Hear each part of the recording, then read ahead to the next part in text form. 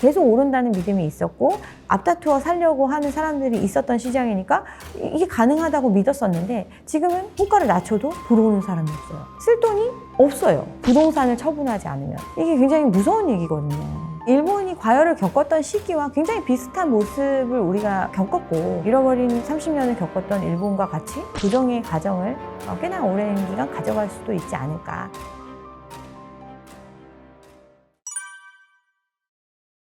기본적으로 우리나라의 어떤 자산시장의 비율을 보면 금융과 비금융의 비율로 많이 이야기를 하는데 비금융을 대표할 수 있는 게 바로 이제 부동산이라고 볼 수 있거든요. 금융으로 이제 얘기되는 건 뭐 채권이나 주식이나 이렇게 현금성 자산을 가지고 있는 경우 뭐 이런 경우인데 우리나라 같은 경우는 8대2 정도로 봅니다. 7대3에서 8대2 뭐 이렇게 보는데 그만큼 부동산 비중이 높아요. 뭐 미국이나 일본 같은 경우는 이제 4대6 뭐 이 정도 오히려 반대의 수치를 보이고 있는데 우리는 그 수치의 갭도 크고 이런 상태로 부동산에 대한 믿음이 굉장히 강한 나라라고 볼 수 있습니다.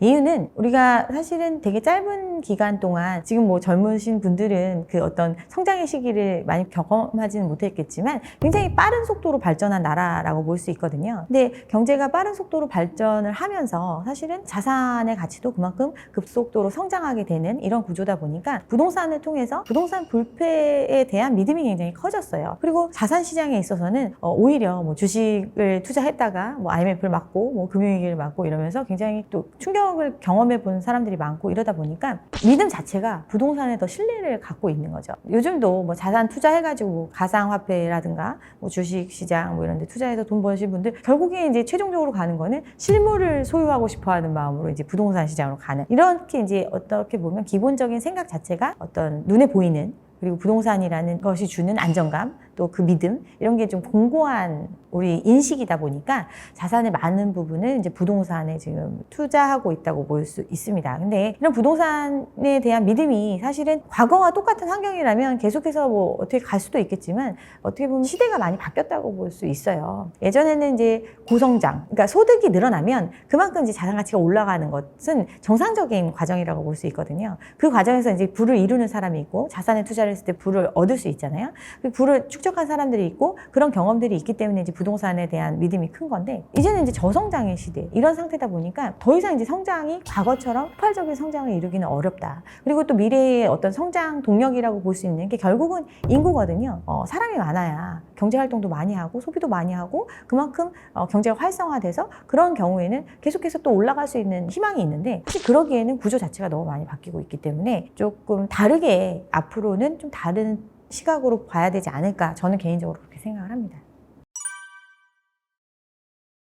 그러니까 이제 이런 것들에 대해서 이제 판단을 하셔야 되는데 사실은 우리가 이제 젊은 세대들이 많이 유입이 되면서 사실 이 과열기를 더 과열되게 만들지 않았나 저는 개인적으로 그렇게 생각을 합니다. 근데 그들이 이제 판단하는 지표는 대부분 본인들도 공부를 많이 하지만 또 주변에서 많이 듣잖아요. 그러니까 부모 세대의 어떤 그런 것들을 많이 듣게 되는데 그러다 보니까 이제 또 영향을 받을 수밖에 없어요. 그래서 어떻게 보면 지금과 같이 뭐 과거에 지금 40대, 50대 같은 경우는 살지 않을 금액에 연끌하신 분들은 이거가 지금 안 사면 큰일 날 것처럼 나는 이 자산시장 상승에 참여하지 못한 채 소외돼서 정말 그 빈부의 차를 느끼면서 사는 나락으로 가는 이렇게 되지 않을까 이런 불안감을 굉장히 많이 무리를 했거든요. 근데 이게 이제 거래량이 막 또 살아나지 않는 이유를 살펴보면 이제 집을 기존에 갖고 있었던 사람들이 처분을 해서 그 자금을 가지고 새로운 집을 사주는 구조 그러니까 또 다시 수요를 유입이 되는 현상이 벌어져야 평년적인 거래량을 보일 수 있는 건데 지금 거래량이 회복이 안 되는 이유는 새로 들어온 사람은 사지만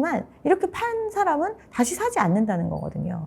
다시 사주지 않아요. 왜냐하면 본인들이 만약에 계속 오를 거라고 생각하면 또 과거에 집을 구입을 했기 때문에 부채의 비율도 가격 올라간 거에 대비해서는 굉장히 낮은 수준이잖아요. 감당할 수 있는 상황이면 더 오른다고 믿으면 안 팔겠죠. 근데 그렇지 않기 때문에 매물이 쌓이고 있는 거고 그 매물을 소화해주는 사람이 있지만 새로 진입하는 사람들 이런 사람들이 소화해주고 있지만 그들이 그 판 돈을 갖고 다시 지금 가격에 들어와 준다? 그렇지 않기 때문에 지금 문제인 거거든요. 결국 그만큼 시장에 대해서 바라보는 시각이 많이 바뀌고 있는 거라고 볼 수 있어요. 그리고 이제 자산이 8대2로 이제 거의 부동산에 몰입이 되어 있다 보니까 결국은 쓸 돈이 없다는 거거든요. 집을 처분하지 않으면 내가 계속 나이를 먹어가고 이제 남아있는 삶이 얼마 남지 않은 상태에서도 집을 팔지 않으면 쓸 돈이 없는 거예요. 그렇기 때문에 팔 수밖에 없는 거죠. 이런 상황으로 계속 가다 보면 결국에는 새로 만약에 다시 집을 사는 수요로 들어오게 된다는 거는 그만큼 어떤 이익을 줄 수 있다라는 믿음이 있어야 되는데 지금 아직 그렇게 조정되지 않은 상태고, 그리고 내가 어떤 보유를 했을 때 이 자본이 주는 이득 부분이 유지가 돼야 되는 거거든요. 무슨 얘기냐면 뭐 월세를 놓든 반전세를 놓든 내가 이자를 감당하고도 일부 남는 게 있는 구조, 그 정도의 가격이 돼야 이들이 다시 시장에 참여할 수 있겠죠. 그러니까 지금 아직은 그런 상태가 아니다 보니까 또 앞으로 그러면 계속 그렇게 참여의 수요로 다시 돌아와 줄 것인가에 대해서도 생각해 볼 필요가 있는 거죠. 이유는 이제 뭐 집을 보유를 하면 세금도 많이 내야 되고, 당장 우리가 이제 집을 보유할 때 전세를 많이 선호하잖아요. 월세로 돌렸을 때 수익률이 일반적이지 않거든요. 그러면 그냥 지금 금리 상황도 앞으로 어떻게 보면 과거의 어떤 그 초저금리 상황이 다시 곧바로 돌아오기는 힘든 구조다 보니까 그렇게 힘들게 물건을 소유하고 있는 것보다 그냥 돈을 은행에 넣어놨을 때 받는 이자가 더 크고, 이런 상태가 되니까 다시 돌아오기가 더 어려워지는 환경이 되는 거죠. 네. 일본이 과열을 겪었던 시기와 굉장히 비슷한 모습을 우리가 겪었고, 그런 상황이 이제 일본도 결국에는 그 거품의 정점에서 이걸 유지할 수 없는 상황이 되다 보니까 이제 가격이 하락을 하고, 근데 그 하락이라는 게 결국은 시장에서 수요할 수 있는 가격 수준으로 정상화되는 과정이 굉장히 길었던 거예요. 그게 잃어버린 원래는 10년 정도 잃어버릴 줄 알았는데 30년이 된 거죠. 그렇게 되고 나니까 이제 다시 좀 어느 정도 사람들도 이제 인식도 많이 바뀌고, 그 기간 동안 그러다 보니까 일본 같은 경우는 이제 미국처럼 금융과 비금융의 비율이 우리나라처럼 부동산에 몰입된 게 아니라 금융자산 쪽으로 많이 이전을 한 거죠. 이렇게 이제 갈 수밖에 없는 구조로 가고 있는 건데, 아직은 어떻게 보면 너무나 뜨거웠기 때문에, 그리고 그 뜨거웠던 시장에서 이익을 보신 분들에 대한 어떤 후일담, 그 전설, 이거 지금 아직은 그 꿈에서 깨어나지 못하고 있는 거죠. 그러다 보니까 조금은 시간이 더 걸리지 않을까. 그렇지만 기본적인 전제는 결국에는 시장에 속해 있는 투자의 대상이기도 하지만 재화이기 때문에 이 시장에서 수요할 수 있는 수준까지의 어떤 가격 조정은 필연적이라고 볼 수 있습니다. 그러면 잃어버린 30년을 겪었던 일본과 같이 그 조정의 과정을 꽤나 오랜 기간 가져갈 수도 있지 않을까. 근데 이 조정의 폭이 우리가 굉장히 가파르게 올라갔었기 때문에 그만큼 또 가파르게 조정이 된다면 또 그 잃어버린 시간이 일본같이 그렇게 길지 않을 수도 있겠죠. 그렇지만 어쨌든 조정의 시간은 필요하다, 그렇게 생각합니다. 네. 금리를 감당하고도 어떤 이익이 있을 거다라는 기대치가 높고 실질적으로 그 이익을 실현할 수 있는 시장이라면 금리가 문제없다, 이렇게 얘기할 수 있어요. 그래서 대부분의 어떤 지금 집을 사시는 분들, 또 과거에 투자 어떤 적극적인 마인드로 집을 사신 분들을 보면 내가 이 금리를 감당하겠다고 생각하시는 분은 없어요. 단기간 3년, 5년, 10년 뭐 이 정도 내가 감당하면 나중에 누군가한테 내가 감당한 거 플러스 이익을 남기면서 누군가한테 넘길 수 있다, 이런 믿음 때문에, 그리고 집을 팔면 내 이 대금을 모두 다 갚아낼 수 있기 때문에 지금 당장 그냥 이자만 내고 조금만 버텨내면 된다, 이렇게 생각을 하면서 집을 샀거든요. 근데 이 얘기는 시장에서 그 물건을 내가 원하는 시점에 내가 원하는 가격에 환가할 수 있는 시장이어야 이게 가능한 거예요. 근데 그동안 서로 살려고 했었던 시장이니까 계속 오른다는 믿음이 있었고, 사람들이 앞다투어 살려고 하는 사람들이 있었던 시장이니까 이게 가능하다고 믿었었는데, 지금은 거래가 그렇게까지 이어지지 않는 시장이고, 실질적으로 예전에 내가 뭐 10억에 사면 다음 날은 11억에 팔고 12억에 팔고 이러니까 내가 11억, 12억에 팔고 다시 그 돈을 회수할 수 있을 거라는 믿음이 있었잖아요, 상승기에는. 근데 지금은 호가를 낮춰도 보러 오는 사람이 없어요. 그러니까 이런 시장을 계속 겪으면 이 감당이 안 되는 거예요. 내가 빌린 돈은 실제로 우리가 그냥 금액으로 생각을 하면 지금 뭐 이자를 다달이 뭐 5억을 빌리면 뭐 40년 목이지, 뭐 50년 목이지, 뭐 이렇게 긴 시간으로 해서 돈을 갚으니까 당장 뭐 100만 원, 200만 원 이 정도 감당한다고 생각을 하지만 실질적인 그 빌린 돈의 규모가 엄청 크거든요. 내가 평생 일해서는 벌 수 없는 돈이거든요. 근데 이 돈을 갚아낼 능력 자체가 팔지 않으면 못 갚는데 팔리지가 않는 시장이다. 이게 굉장히 무서운 얘기거든요. 그래서 사실은 빚을 감당할 수 있는 수준으로 져야 되고, 그리고 팔리는 시점까지 내가 버틸 수 있으려면 금리가 굉장히 큰 영향을 줄 수밖에 없어요. 금리라는 거는 내가 다달이 부담해야 되는 그 부담감이잖아요. 그 부담감 자체가 커지는 시장인데 이 물건을 내가 언제 환가할 수 있을지 기약 없는 시장이다. 금리가 시장에 영향을 안 줄 수 있을까요? 근데 이제 지금 어떻게 보면 금리는 더 이상 집값의 변수가 아니다 이렇게 얘기하시는 분들은 내가 지금 생각하는 것보다 조금만 낮추면 시장에서 금방 소화될 수 있을 거다라는 이제 믿음을 갖고 계신 분이죠. 근데 제가 예를 들면 저 아시는 분이 굉장히 좋은 물건을 가지고 계세요. 그 물건을 보유하게 된 게 경매를 통해서 송파의 아파트를 7억대 이 정도에 매입을 하셨어요. 그래서 1주택자신데 지금 이제 은퇴를 앞두고 계신 나이신데 이분이 이제 시장 상황을 쭉 보니까 도저히 이 오래된 아파트에 계속 사는 것도 너무 힘들고 이게 올라간 금액 이미 이익을 실현하려고 하면 실현할 수 있는 이익이 크잖아요. 그래서 이걸 정리하려고 부동산을 내놨어요. 송파에 굉장히 이슈가 있는 아파트인데 안 팔리는 거예요. 호가가 있으니까 그 호가보다 뭐 5천만 원 정도 낮춰서 내놨는데 한 6개월을 방매했는데 안 팔려요. 보러 오는 사람도 없고. 그래서 지금 다시 또 물어보면 다시 조금 더 호가를 낮추자라고 이야기를 하거든요. 그만큼 시장이 어떻게 보면 우리가 생각하는 그 기대치와 현실이 좀 다른 시장이다. 이 얘기는 금리가 영향이 없다라고 판단할 수 없는 거죠. 이거는 언제 팔릴지 모르는 거니까. 그럼 그 기간 동안 감당할 수 있어야 되는데 감당하기에는 엄청난 규모의 빚을 지금 지어놓고 나는 버틸 수 있다. 이렇게 얘기하는 것 같거든요. 부동산을 팔지 않으면 생활할 수 있는 돈이 없는 거예요. 은퇴를 하면 결국에는 꾸준한 현금 흐름을 발생시킬 수단이 없어지는 거거든요. 그러니까 지금은 직장을 다니거나 어떤 뭘 하면서 돈을 버는 구조였는데 내가 일을 하면서 돈을 벌어서 생활을 했었는데 은퇴를 한다는 거는 내가 일을 하지 않는 거잖아. 내가 일을 안 하는 거니까 당연히 쓸 돈이 어디서 생겨야 되는데 쓸 돈이 없어요. 부동산을 처분하지 않으면. 대부분의 자산이 부동산의 형태로 가지고 있기 때문에. 또는 제가 이제 예전에 부동산을 투자해야 되는 이유에 대해서 예전에 얘기한 적이 있어요. 뭐냐면 내가 일을 하지 않아도 얘가 돈을 벌어줄 수 있는 구조이기 때문에 부동산이 나한테 어떤 소득을 줄 수 있는 구조이기 때문에 부동산에 투자를 해야 된다라는 얘기를 했어요. 이 얘기는 일정 시간 동안 내가 처분하기 전까지 일정 현금 흐름을 만들어낼 수 있는 부동산을 의미하는 거거든요. 베이비부모들 은퇴하시는 거 은퇴 대비해서 많이 하는 게 뭐 상가나 오피스텔 분양받고 지산 분양받고 뭐 이런 거 많이 하셨잖아요. 결국에는 그런 걸 분양받는 이유가 뭐 어떤 이런 물건들은 시세 차익보다는 다달이 어떤 임대 소득을 줄 수 있을 거다라는 그런 기대감을 가지고 투자를 하는 거거든요. 근데 이제 이런 부분들에 있어서도 지금 사실은 시장에서 우리가 기대하는 어떤 임대 수익률 자체가 많이 낮아지고 있는 상태다 보니까 이걸 계속 유지하는 데 어려움을 느끼고 이 유지라는 게 그런 부동산을 투자할 때도 레버리지를 활용하는 경우들이 있잖아요. 그럼 레버리지를 활용했으면 이자를 감당하고도 남는 이득이 있어야 이거를 계속 보유할 수 있는데 그렇지 않은 거죠. 그러면 그걸 팔아서 차라리 현금 쓰는 게 낫지. 그러니까 어떤 판단들을 내가 쓸 돈을 마련할 수 있는 방향으로 가고 있는 거죠. 베이비부머들 은퇴가 많아지면 은퇴를 통해서 은퇴 후의 생활을 유지하는 데 필요한 돈을 마련하는 방법 을 생각하는 시대가 왔고 그들이 어떤 생각할 수 있는 거는 갖고 있는 자산을 내가 샀던 것보다는 높은 금액에 사줄 의향이 있는 세대들이 있으니까 이걸 처분하려고 매물로 내놓고 있는 거고 또 자기가 거주해야 되는 하나의 필수적인 집도 필요하긴 하니까 뭐 투자 목적으로 가지고 있었던 집들 이런 부분들을 정리하려고 매물을 실질적으로 좀 내놓고 있고 그 매물이 어떻게 보면 시장의 수치로 나타나고 있는 거라고 볼 수 있거든요. 네.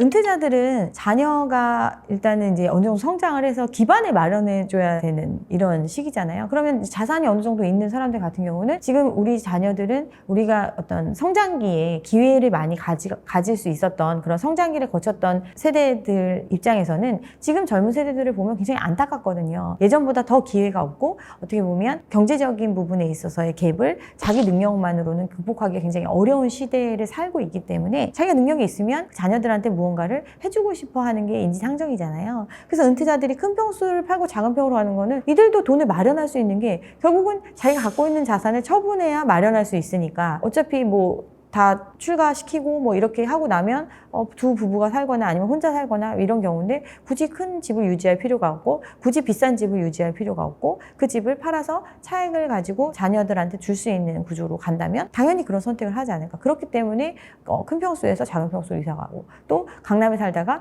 애들 교육 다 끝나고 다 이제 직장 다 가고 나면 굳이 강남에 살 이유가 없거든요. 번잡한데 더 갖춰진 신도시 사실은 그만큼 공급이 신규 공급이 많았고 지금 어떤 아무래도 뭐 서울 불패, 뭐 똘똘한 한 채, 뭐 이런 또 투자 심리들이 많이 있기 때문에 이 서울의 집들은 다른 데보다는 환가할 수 있는 여건이 되거든요. 그러다 보니까 이제 팔고 딴 데로 가겠다. 이런 계획을 갖고 계신 분들이 많이 있습니다. 주변에도 많고요. 네.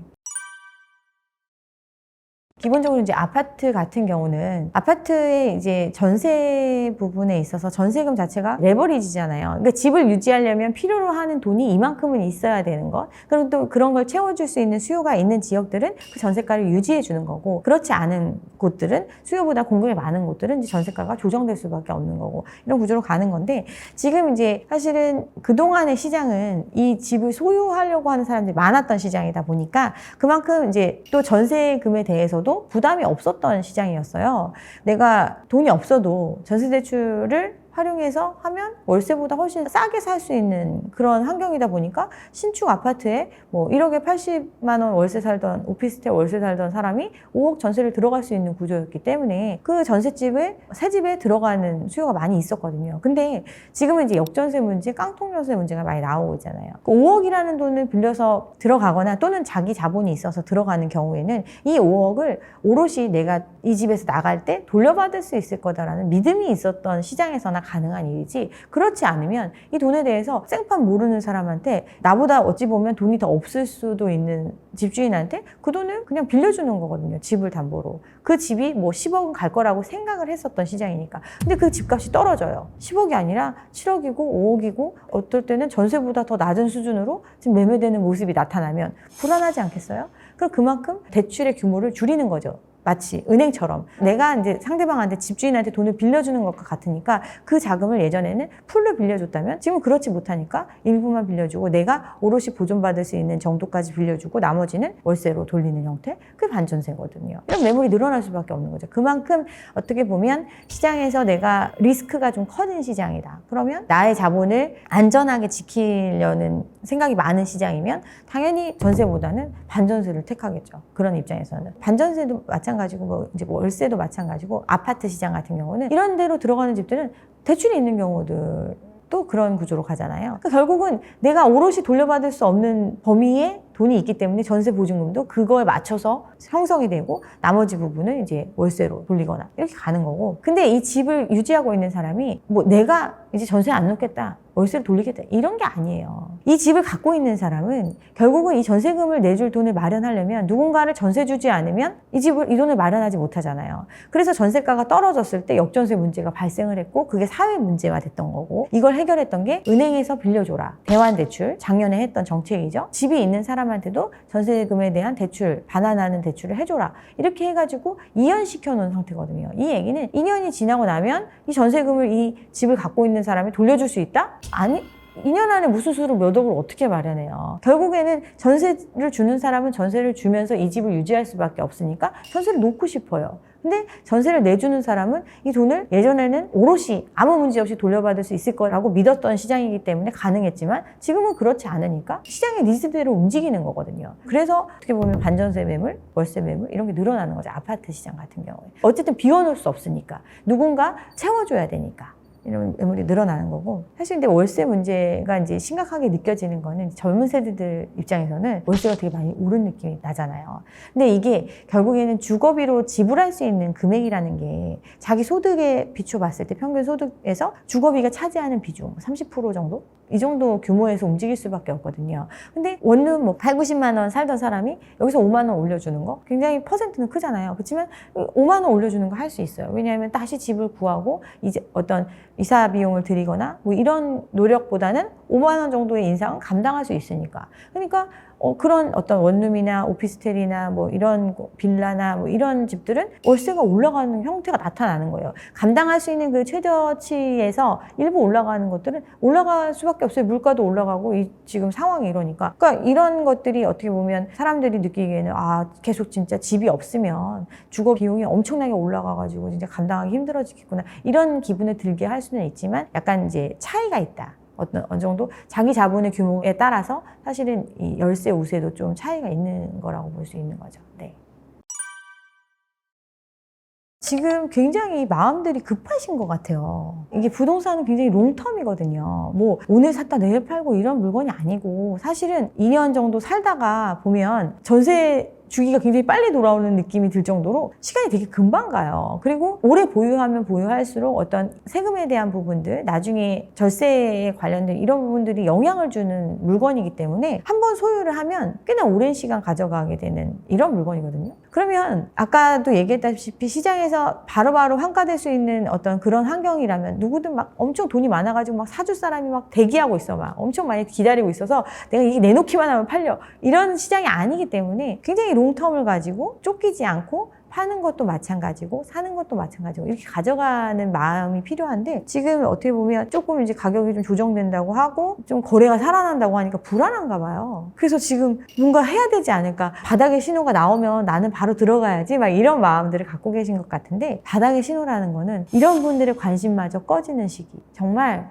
누가 봐도 정말 부동산은 끝났어 라고 이야기하는 그런 시점이 돼야 진짜 바닥인 거죠. 근데 지금 아직도 기대가 크잖아요. 기다리면서 이제 기본적으로 아까도 말씀드렸다시피 쫓기면 안 되는 입장이 돼야 되고 쫓기면 안 된다는 거는 그만큼 나의 자기 자본 비율이 높아져야 된다. 자기 자본 비율이 높아진다는 거는 자기 자금을 많이 그만큼 축적을 하고 있어야 된다는 거죠. 돈을 많이 모아야죠. 돈을 많이 모으고 자기 자본 비율을 높이고 그리고 감당할 수 있는 기간 어떤 금리가 올라가든 내려가든 감당할 수 있는 규모의 빚만을 활용해서 집을 살 수 있을 그 상태를 만들어주는 게 우선이지 지금 뭐 언제 집값이 막 이제 떨어질 때 다시 오를 것 같다 아니면은 뭐 지금 매물이 막 쏟아지는데 지금 안 사면 큰일 날 것 같다 이런 걸 생각할 때가 아니라 내가 지금 자기 자본이 얼마큼 있는지 내가 얼마를 빌릴 수 있으니까 그 얼마를 빌려서 뭘 해결해야 되겠다 이런 마음보다는 내가 어떠한 상황에 와도 흔들리지 않을 정도의 자본을 축적하고 있는지 그리고 그 정도의 현금 흐름을 만들어낼 수 있는지 어느 정도까지 유지할 수 있는지 이런 것들에 대한 점검이 필요한 시기라고 저는 생각을 합니다.